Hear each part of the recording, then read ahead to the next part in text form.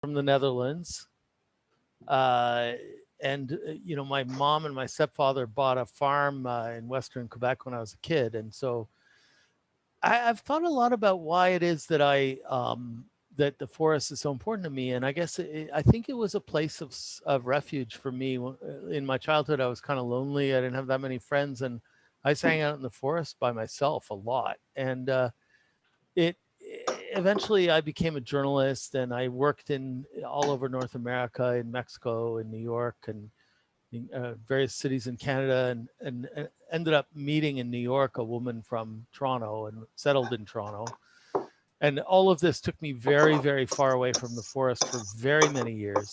But Mimi, my wife, she knew how much it meant to me to be in the forest and to connect to the forest. And we started looking for land. And in 2010, we bought a 34-acre piece of land, mostly forest, in a place called Madoc, which is about halfway between Toronto and Ottawa, north of Belleville. And it's a very, very quiet little undiscovered place. It's not at all trendy. It's hardly Prince Edward County.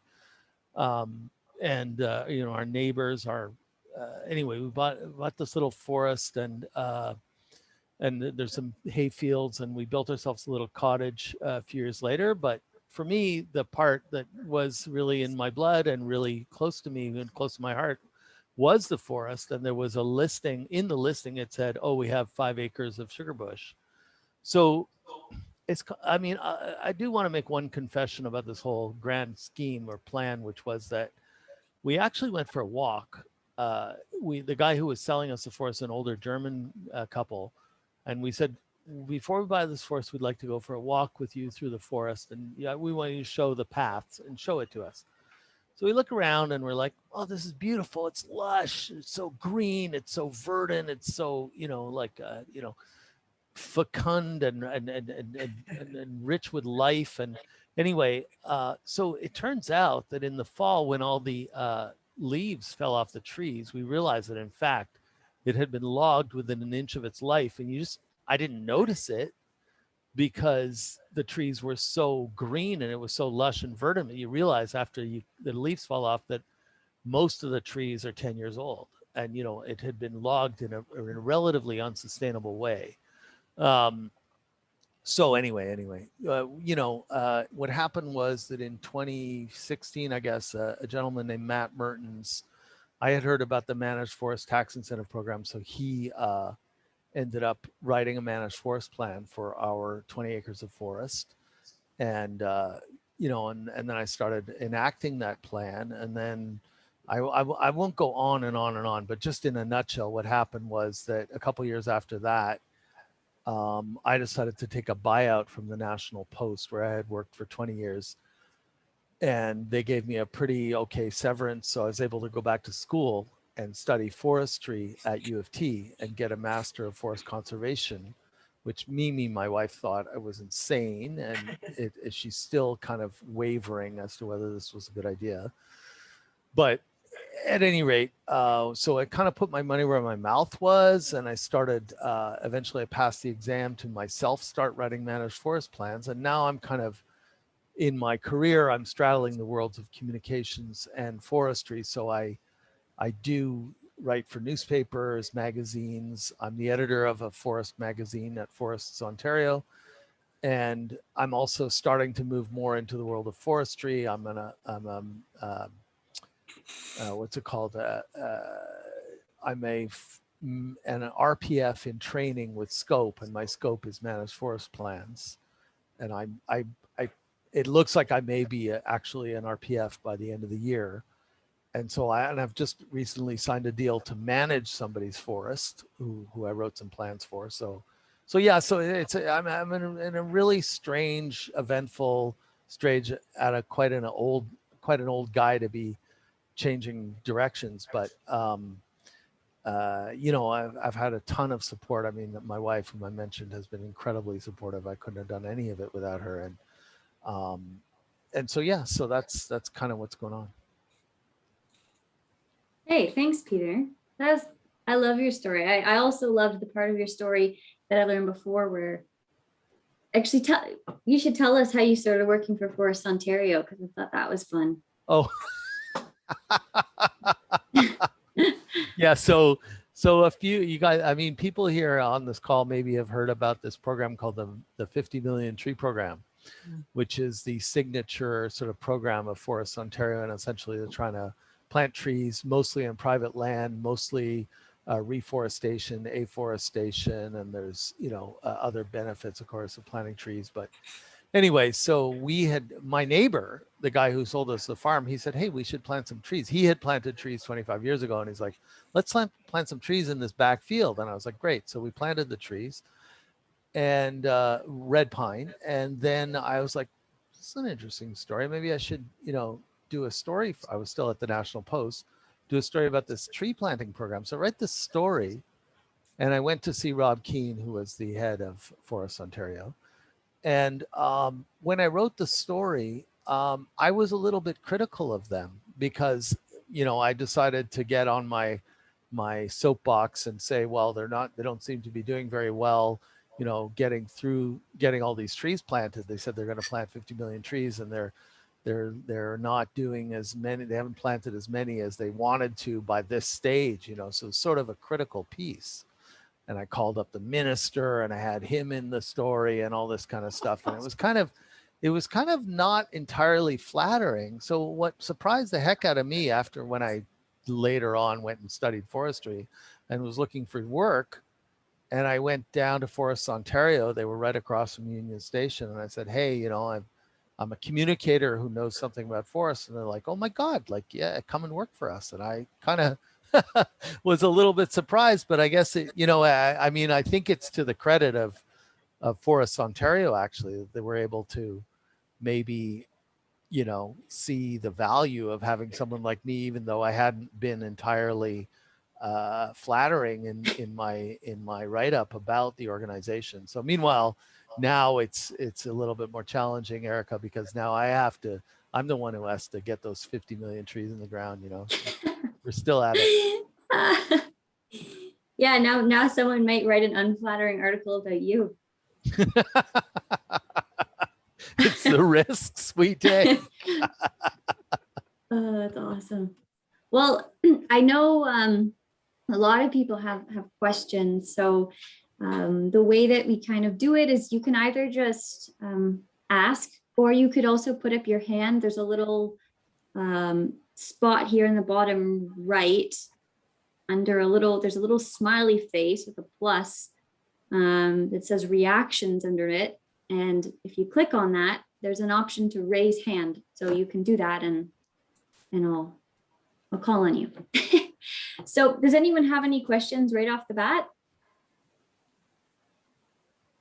I know there's lots because I've had emails about it. There we go.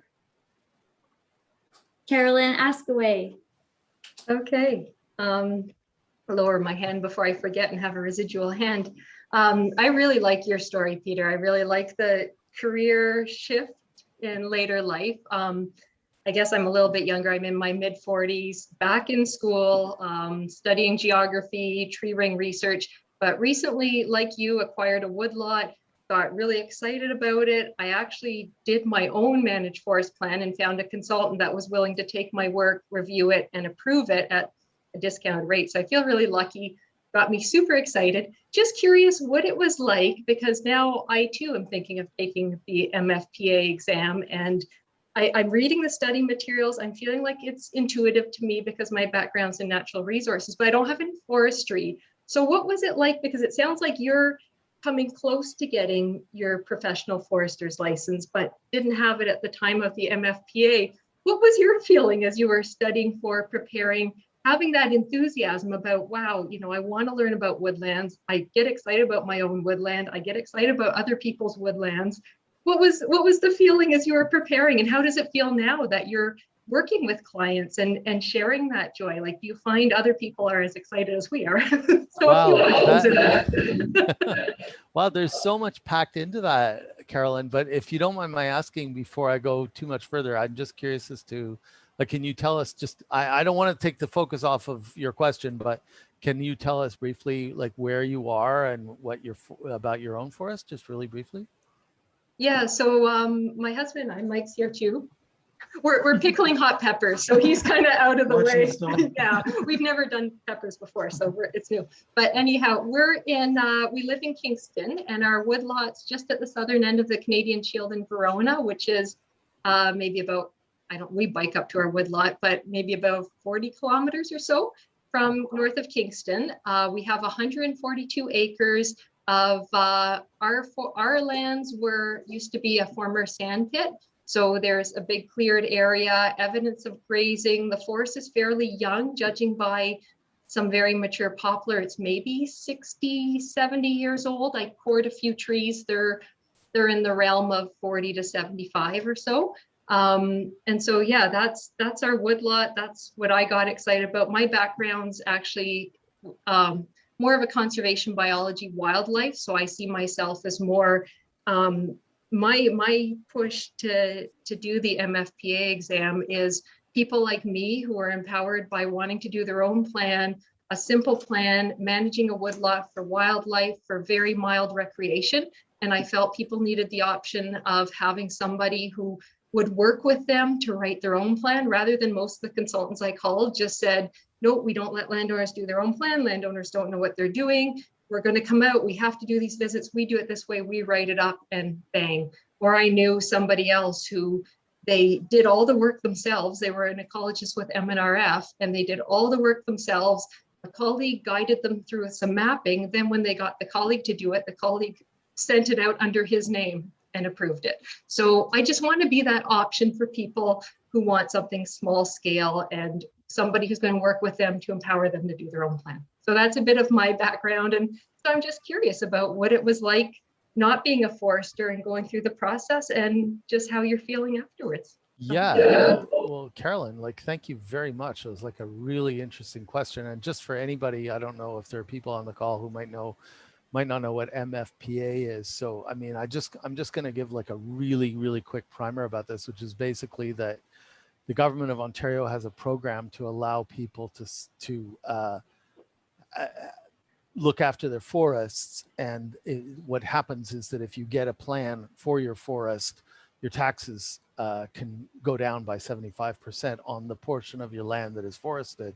And the reason the government gives people a tax break is because they want people to manage their forests because of all the benefits that accrue from forests to everybody in Ontario. So like forests purify our water, they give us oxygen, they sequester carbon, they provide habitat for animals, they do so many things for us that we need more forests on the landscape. And so the government is saying, we will help you out, but we want you to have a forest plan to manage your forests in a way that is sustainable. And if you do that, if you get a plan for your forest, then we will help you out and reduce your taxes on the forested portion of your land. So yeah, so I had heard about this, and I got the plan for my own forest. And honestly, when I enrolled in the Master Forest Conservation, I did not have any intention of becoming a forester. I actually, weirdly, I wanted to become a journalism prof, and I needed a master's. Nobody told me what I needed to have a master's in. I got a master's in forestry, and then all the journalists started looking at me like, why did you leave journalism? And I was like, okay, sure. So it was like, I was like really deep in the woods by that point, if you will. And then like, yeah, it's funny to your question, Carolyn, because I had asked around at the Faculty of Forestry at U of T, because we did have a course, and the guy named some people on this call might know a guy named Fraser Smith in Peterborough, who's a brilliant forester in my opinion, and who came to our class to speak to us, and we all had to write a managed forest plan as part of the class. And so we wrote one for the Bender and Graves tract of the York Regional Forest, actually. And anyway, and then I was like, this is like a gig. You can earn money. Like, people want someone to write a more managed forest plan. I could be that guy. It doesn't sound that like, it's not the most evil or the most challenging part of forestry. So maybe I can try to pass this exam. And other people, first of all, they said, like other MFCs, Masters of Forest Conservation, is like, oh, you'll never even get you won't even be permitted to write the exam. So I sent them a note and they're like, yeah, hey, you can write the exam. And then they said, oh, you'll never pass that exam. So, and I had like, I'm a guy who really and you're not allowed anything electronic. So you effectively, it's an open book exam. So you can bring paper in, but you have to bring like all these books, right? So you order all these books. So I had like this stack of books that I brought in, and I wrote it up at the MNR offices up in Aurora. And it's 3-hour exam. They locked me in somebody's office in a room, and I was, my palms were sweating and everything. And recently I just talked the other day to somebody who flunked it actually. So I was pretty sure I was going to flunk it. And Peter, I flunked it. Did you? And oh, it was you, Erica. Yeah. Well, I'm sure you could pass it. I think you should give it another shot. Could you can do it again if you flunk? No, I could easily pass it. Yeah, I was actually sick and I didn't have a good time writing it, but yeah, I'm still not quite sure how I passed it, but I would say the one piece of advice, and I'll get to, there's two parts to your question, but I'm just going to get to the other part. But the only advice I have is that obviously, like, you have to know this stuff backwards and forwards, because even though it's an open book, you can't find the material in the books if you don't know it. And like, I got all these books on my shelf, like these are the ones, this one, Establishing Tree Cover, I think was a book that I really, I read I brought it to Algonquin Park, actually, when my son and I went camping and sat in a hammock and read this book, Establishing Tree Cover. And, just, there you go. That's the other one, right? I have it here too. Yeah, exactly. Don't, you got to read those before you go to bed. Anyway, yeah. So, but the other part of your question about, like, it's interesting, right? Because do you let people to write their own plans, or do you want to like be in control of every facet? I mean, when I got my own plan, I didn't know anything about this. So Matt Mertens, he wrote the plan. I walked with him in the woods, but he said to me, oh, it looks like you're cutting butternut trees. Don't do that. And I was like, oh, geez, I guess I have a lot to learn. Yeah, but now, like, okay, so what happened was, one of the guys who works at Forests Ontario named Paul Morrill, he wanted a plan, and he said, look, my wife and I, we want to write the plan. We just want you to come out, see the place. And I was like, okay, that's cool. But, there are some nuances, right? Because one of the things they had done is, in a managed forest plan, you end up dividing your woodlot into compartments, and then you say, okay, this is compartment 1. And then they ask you, when you're filling out the thing, to break down the trees by percentage. Like, what's the percentage of sugar maple? What's the percentage of ash, or, bitternut hickory, or whatever species are in that compartment? And I had brought my prism because we learned about those, and I got a prism. I was really excited about my prism, and did some prism sweeps. And it turned out that they were wrong in terms of what they had estimated to be the percentages of different species per compartment, because they had just kind of eyeballed it. And when you use a very simple tool, if you do a bunch of sweeps, Carolyn, and end up with a bunch of measurements, you end up getting a better mathematical sample and a better estimate of what's the percentage of each species. And it was quite revealing for them to see, oh, okay, well, like, yeah, we're glad you came, because actually now we know that actually we have way more, for example, I think it was, anyway, it doesn't matter. Black walnut, I think, was quite prevalent, and they hadn't really realized it. And they were already managing their own forests and everything. And anyway, so it's like, for me, actually, I far prefer going to if I'm doing a plan, and I've done what, like, I think I've done a dozen by now. So I haven't done very many, but I really prefer it when the people are really gung-ho. And what I typically do is I say to them, look, can you help me? So, you're the one with the clipboard, I'm taking the numbers and you're writing them down. And that way they get very involved. And if they want to be more in control.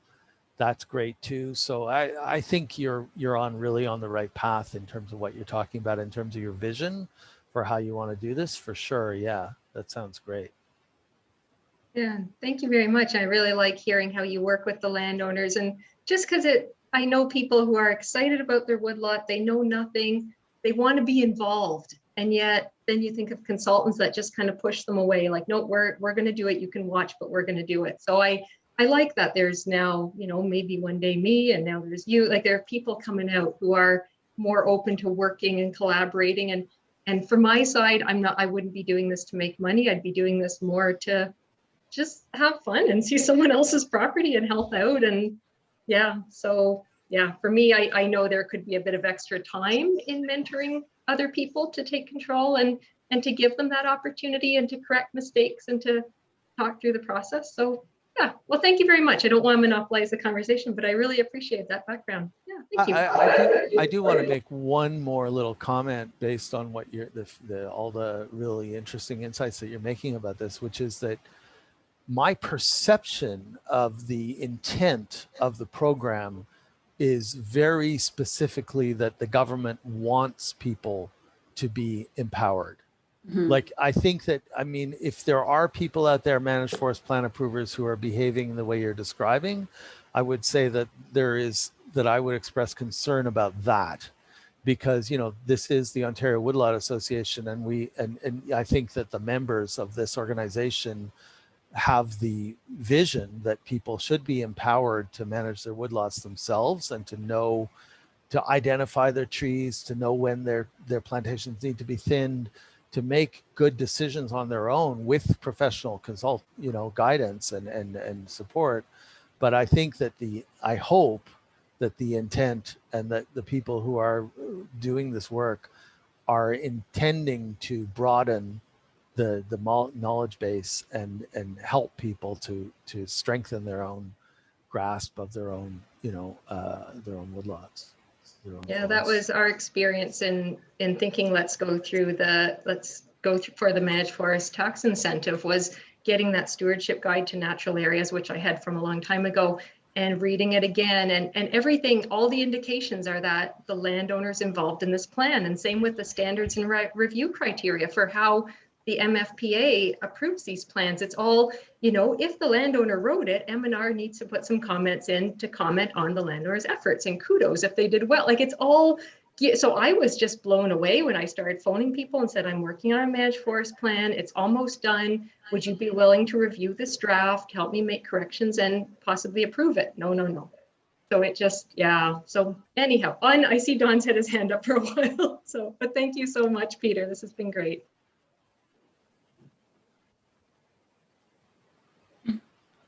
Can I go ahead? Don? Yeah, please. Thanks, Erica. Peter, I had a question. I was just sort of curious when you said Madoc, not familiar with Prince Edward County. Is your woodlot on the Prince Edward County sandplain? Oh man, this is like a trick question. I'm being called out. No, I don't think so. Where's the Prince Edward County sandplain? I think a lot of the interior. It's well, I'm not in Prince Edward County though. Oh no, you're not.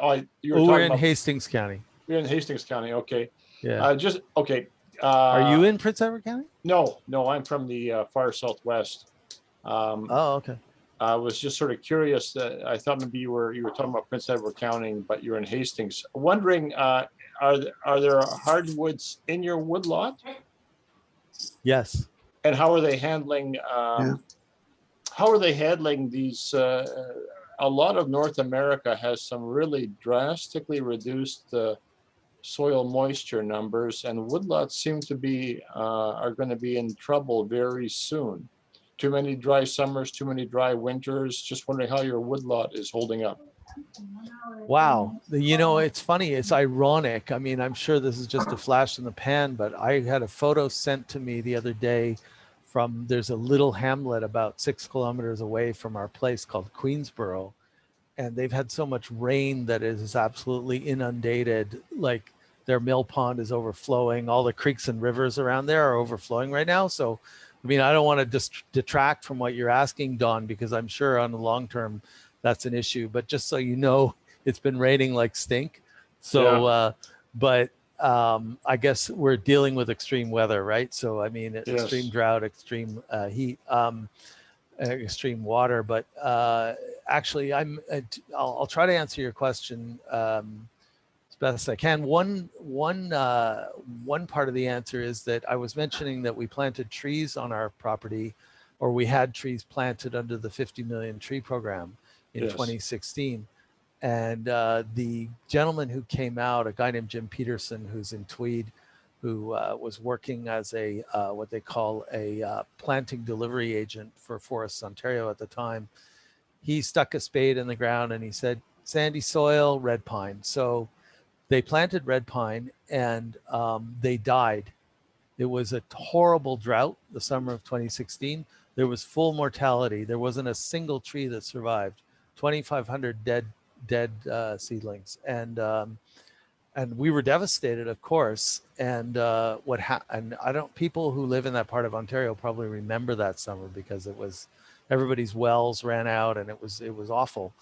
But anyway, like, God bless or whatever, Forests Ontario, they came back in 2017 and planted every single tree again, no charge, and they're all thriving now. So, I mean, they've faced competition mostly from the weeds, you know, but Okay. they've essentially grown higher than the weeds now. So they're, or the grass that was there. So, but how's it doing? I mean, it depends. Like, we have a kind of a creek that dries up in the summer, and yeah, it's been pretty dry. There have been some dry summers, and the what do you call, the swamps have all dried up, you know, in the summertime, and it does alarm me and concern me.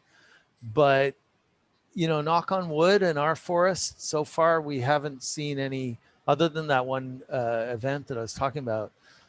You know, the thing seems to be surviving, and there's some water around. We have a well.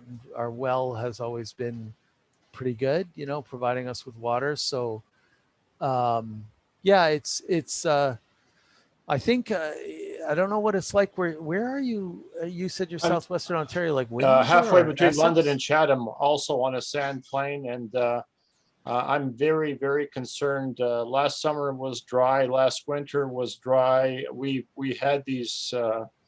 This spring was dry for us here. I'm halfway between London and Chatham. We've had some bizarre large rainfall events, but they don't really soak in, they run off. So soil moisture is still an issue, and very, very concerned, very Yeah. concerned. I mean, one thought I might make, and I sometimes I feel like I'm weighing into stuff that I really don't know very much about, but you know, Chatham, Kent, the tree cover is about 4%.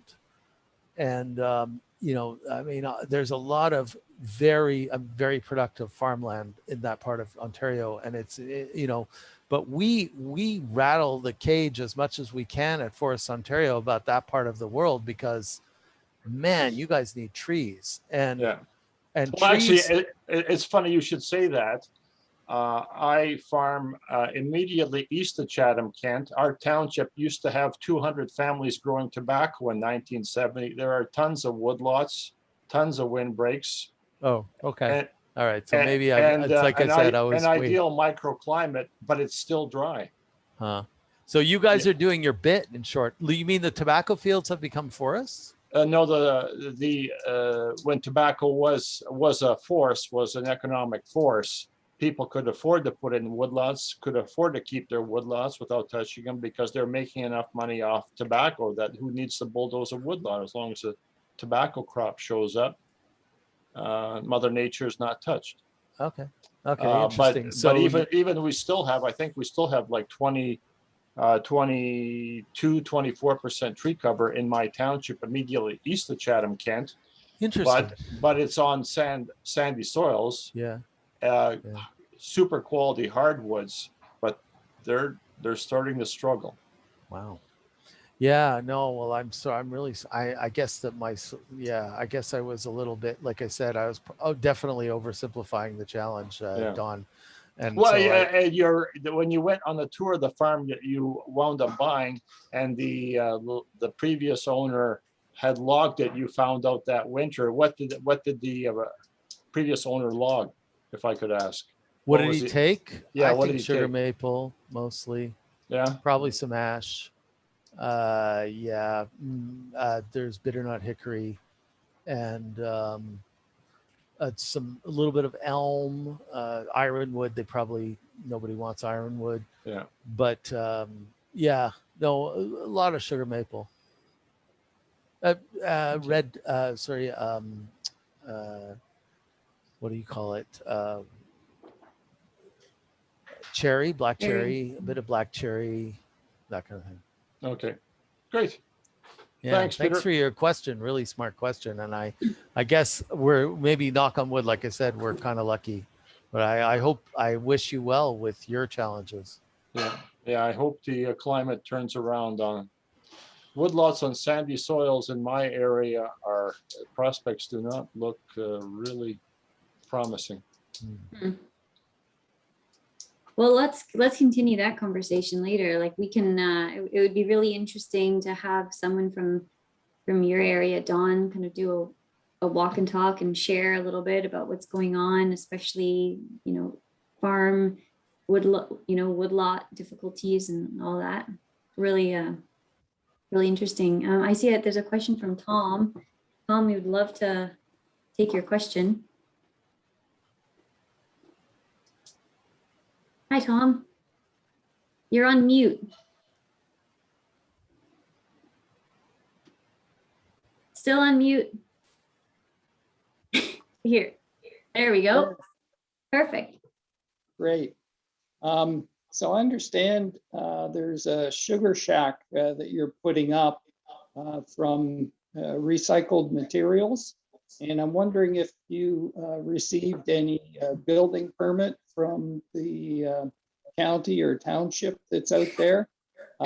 Or is it really a secret thing in the middle of your forest and nobody knows that you're building anything in there? Thanks for your question, Tom. But if you don't mind my asking, why are you asking this question? He's gonna come give you a. The same thing on my woodlot, and perhaps if you can get away with it, maybe I should give it a shot. You know what? I have such a visceral reaction to this question, but it's funny. Like, thank you for asking it. I went to the local timber mart to buy some lumber for this thing early on, so it's obviously not all it's not all recycled, by the way, but I'll get to that. But and they said, "Do you have a building permit?" And I thought to myself, "What an effing business is it of yours whether I have a building permit?" Like, I was shocked that this guy asked me this. Anyway, to answer your question, I mean, I guess, I don't know, at the risk of the wrath of the township of Madoc, I do not have a building permit. It's 16 by 24 feet. No, but I was looking at a satellite photo today and I realized that you can see it on the satellite, which is sort of, so I guess I'm stupid. And I don't know how, like, I suppose the wrath of God, they're probably monitoring this walk and talk, and they're going to come down on me. But no, I didn't bother with that. The recycling to as far as, like, you bring up the recycled material part of it. I found all the windows on the street in Toronto. My wife did find the plans for a sugar shack on I think it was in an American plans. I come from Vermont. I think the stupid thing about my sugar shack is that the floor is made of wood. I regret that decision, because you should probably just pour it, but then how do you get all the cement out to the woods? Because of the fire risk, right? So I'm gonna have to put. It's not done, but I'm gonna have to put some sort of fire board on the ground to make sure that it doesn't catch fire. It's pretty fun and pretty artisanal.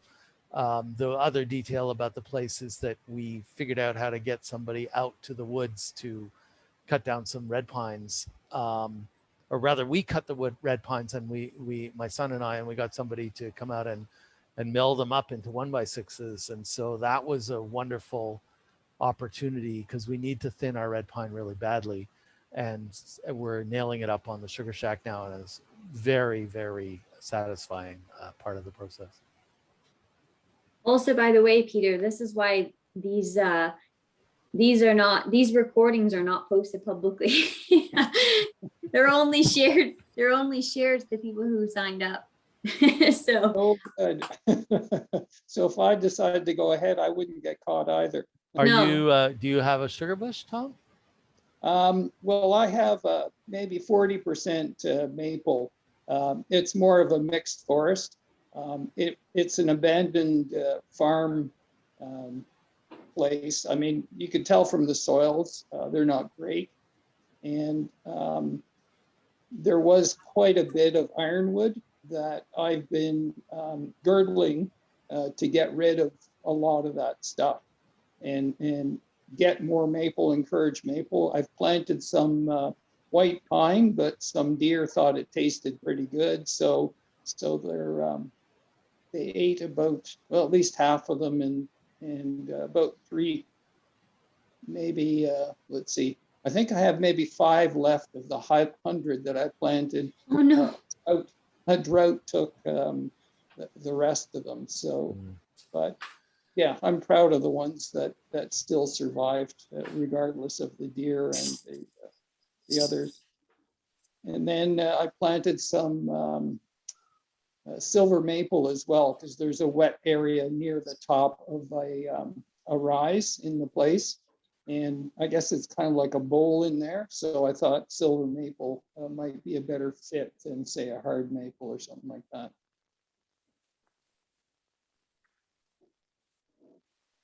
Very cool.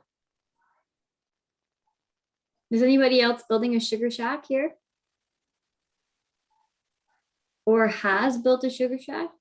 We're hoping one day to build a sugar shack. Right now, our maples are just barely, what is it, the 20 centimeter DBH for maybe one tap. So one day we have the site picked out and we have the area picked out, and I'm doing my selective harvesting. So yeah, one day. But I love the recycled material. I love the no building permit. We were kind of thinking the same thing. So yeah. Yeah, and I mean, Tom, to your point about ironwood, it's very interesting, right? Because I don't know, maybe other people would weigh in on this, but what I heard is that if you have cattle grazing in your forest over time, the cattle eat the sugar maple saplings because they're really tasty and they don't like the ironwood. So it's often a residual result of cattle grazing in a forest that there's a lot of ironwood as a ratio to the sugar maple. And so, yeah, so what I do is I don't girdle it, but I just cut it down, the ironwood, the little, poles, and cut them up and burn them to boil my sap. And they burn great, especially if they're dry. So that's my strategy. Mhm. And does anyone else have any kind of further questions? Now's the time. Okay, because we're kind of coming to a close here. I thought, Peter, have you gotten to the stage of ordering materials yet for the actual making process of your maple syrup? Like, have you got to getting the pans and the buckets and? Oh, that's a good question. Actually, we are making maple syrup. Okay. So we have about 50 buckets, and we do have a little pan, which is about 3 by 4 feet or something like that, which I did buy from a maple syrup supplier. And what I'm doing is I'm currently making maple syrup on the ruins of an old evaporator that is just like a U shape of cement in the forest. Put some iron bars across it and put my pan on there and make a fire underneath. And so, like, right now, it's a very primitive operation. I built a little tower. This is completely separate from my sugar shack, which I put a 45-gallon drum on the tower, and there's a little staircase that walks up to it. So then I dump the sap into the barrel, and there's a little hose that flows it down into my pan. So I can have regular sap flow while I'm boiling off, so there's actually, I mean, what's fascinating about making maple syrup is that you can find books I have this one book called Backyard Sugarin', which I highly recommend. And it's basically, this guy goes, yeah, had to go out and do it outside because I was doing it inside, but I was kind of worried for my marriage. So, I got outside, started boiling out back. And it's very much the case because honestly, you can make a giant mess. And my wife, as I said, is incredibly supportive, but not of like sticky, sugary ness all over the place, so she's like, you go, go in the woods and knock yourself out, have a good time, so it's really important to for the sanctity of your marriage, I would say, to get your own sugaring operation going on somewhere. Yeah. Peter, do you have what's the name of the maple syrup supplier? Because I'll send out there's two big ones. People probably know Dominion and Grimm, and the other one is CDL. They're both Quebec based, I think. I think CDL has I don't know if anyone's on this call is in Eastern Ontario, but it's in the little village of Lanark. That's which is north of Perth. That's where I bought my my pan. And it was funny because I got there in the spring, and I swear to God, it was like the gold rush. It was like, I was lucky I had reserved my pan because anything that wasn't nailed down was gone from that place. Sounds like a good business to be in. Yes. Yes. Wow. Does anyone know where, like when we get into maple syrup operations, and it's just going to be really small, we see all the plastic buckets and we're so anti-plastic. Who sells the metal ones and the metal spigots and all the metal stuff? Like, we're not going to have a big operation, but we want to do it as sustainably as possible. So, well, I mean, I bought mine in Madoc at the Home Hardware, and there's Madoc Farm Supply. Anyway, there's a few places in Madoc. In Perth, there's a CDL. I think there's a CDL store in Perth, but I don't know. I would keep my eyes open if I were you, because you do not have to buy that plastic crap. And I don't own any of it. I'm totally with you. I mean, like when we were kids growing up, it was all tin and metal. But I will say there's two kinds of spiles. And the ones that are, they also have plastic spiles. Terrible. You can't get them out of the trees. Like they break and they're crap. So don't buy that stuff. Okay, because I've seen some of the metal stuff on like surplus from a big corporation or a big sugar bush that's going to surplus. But I guess, I didn't start looking until this summer. So maybe I kind of missed the mark on what was out there in terms of products. So good to know there is stuff out there, and good to know about the plastic. It's probably like the anchors that you put in for screws in the wall, that you put in the plastic anchors and they'll just tear apart inside the wall when you go do drywalling. So anyhow. Well, my friend Mike is on this call. He could weigh in on that. He's a pretty handy guy.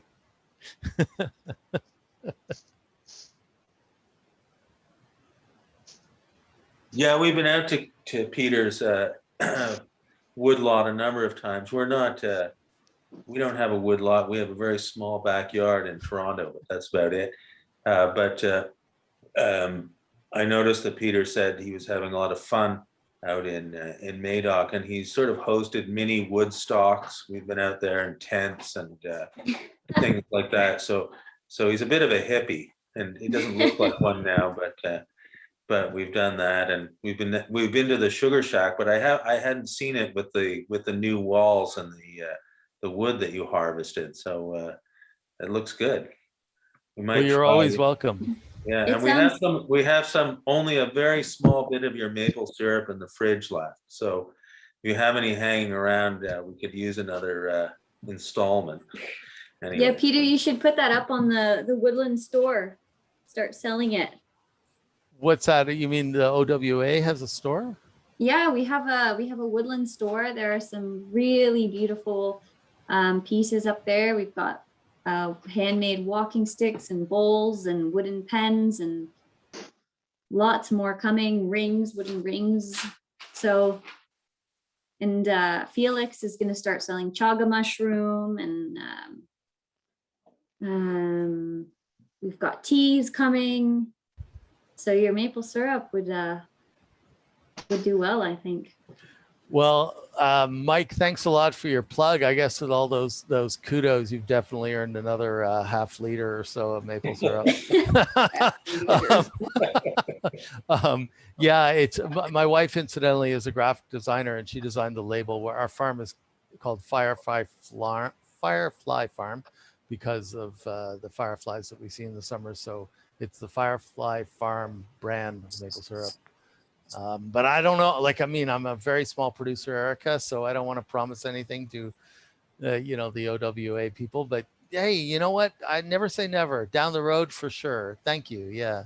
Yeah, once you could sell it like once a year, small batch. 10 bottles only. Get it while it's hot. And it doesn't sound like he's a hippie. It sounds like he's resourceful and getting some free labor. Yeah. Well, guys, it's 8:20, so I'm gonna call it here just for the sake of time, and I'll send out a few little notes that I took, mostly just the name of the the maple syrup supply, and the books that were discussed, and a little bit about MIFTIP in case people don't know much about it. And yeah, and if you have any questions at all, just reach out and I'll direct them to Peter, and stay in touch. And we've got a lovely question and answer period next month as well, with Kate Hayday. So thank you guys so much for joining, and hopefully we'll see you next month. Thanks so much, everybody. Peter. Thank Really you, Erica. appreciate it. Yeah. Thanks everybody for joining in. What a pleasure. Have a great evening. Lots of fun. Thank you. Thanks, Peter. Thanks, Erica. Thanks, guys.